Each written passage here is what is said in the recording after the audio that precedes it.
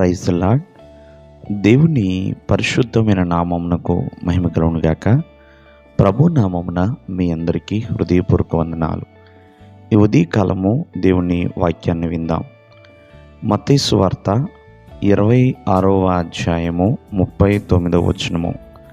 నా తండ్రి, సాధ్యమైతే ఈ గిన్నె నా యొద్ద నుండి తొలగిపోనిమ్ము, అయినను నా ఇష్ట ప్రకారము కాదు, నీ చిత్త ప్రకారమే కానిమ్మని ప్రార్థించెను. ప్రియమైనవారా, యేసుక్రీస్తు వారి చేసిన ప్రార్థన. మరి ఆయన ఏమని ప్రార్థిస్తున్నాడు, తన ప్రార్థనలో ఏముంది అని మనం ఆలోచన చేస్తే, ప్రియమైనవారా, తన దగ్గర ఉన్న, తన ఎదుట ఉన్న ఆ శ్రమల గిన్నె తొలగిపోనిమ్ము అని ప్రార్థన చేస్తున్నాడు.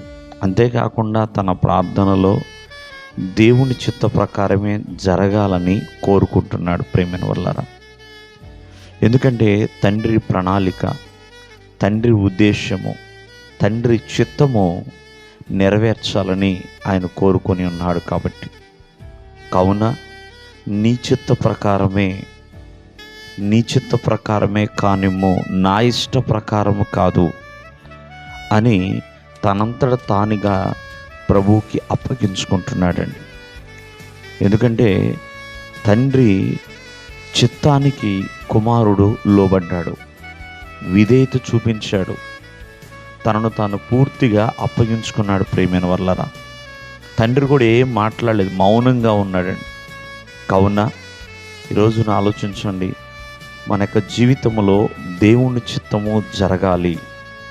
అలా జరుగుట అది దేవుని నామానికి మహిమకరముగా ఉంటుంది.